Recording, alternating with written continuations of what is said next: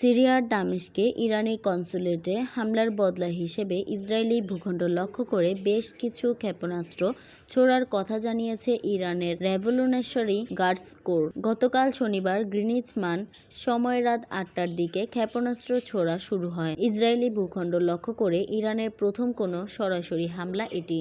শনিবার Tel Aviv, পশ্চিম Jerusalem সহ Israel জুড়ে বিস্ফোরণের শব্দ শোনা গেছে। দেশটির 720টির বেশি স্থানে বিমান হামলাজনিত সতর্ক সংকেত বাজতে শোনা গেছে।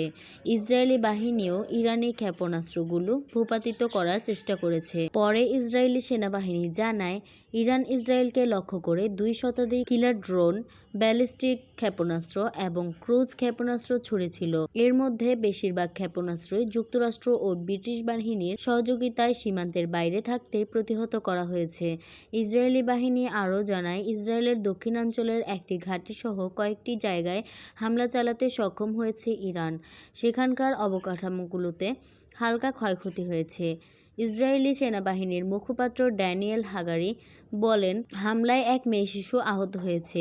এ ঘটনায় কোনো প্রাণহানির খবর পাওয়া যায়নি। বোমা হামলা থেকে বাঁচতে নিরাপদ আশ্রয়কেন্দ্রগুলোর কাছাকাছি থাকার জন্য স্থানীয়দের নির্দেশ দিয়েছিল ইসরায়েলের হোম ফ্রন্ট কমান্ড।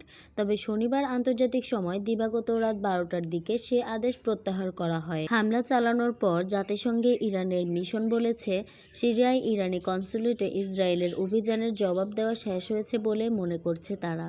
ইসরায়েল সরকার যদি আবারও ভুল করে তবে আরও কঠোরভাবে জবাব দেওয়া হবে বলে হুঁশিয়ার করেছেন ইরান।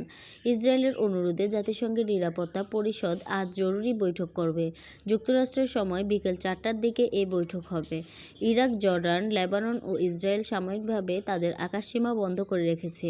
কয়েকটি বিমান সংস্থা ওই অঞ্চলে ফ্লাইট চলাচল স্থগিত করেছে। ইসরায়েলের প্রতিরক্ষা বাহিনীর আইডিএফ মুখপাত্র রিয়ার অ্যাডমিরাল ড্যানিয়েল হাগারি টেলিভিশনে দেওয়া এক বক্তব্যে বলেন, ইরান 2 শতাধিক কিলার ড্রোন, ক্রুজ ক্ষেপণাস্ত্র এবং ব্যালিস্টিক ক্ষেপণাস্ত্রের বিশাল ঝাঁক পাঠিয়েছে। তিনি বলেন, ইসরায়েলের প্রতিরক্ষা ব্যবস্থা এবং আঞ্চলিক মিত্ররা বড় সংখ্যক ক্ষেপণাস্ত্র ও ড্রোন প্রতিহত করেছে।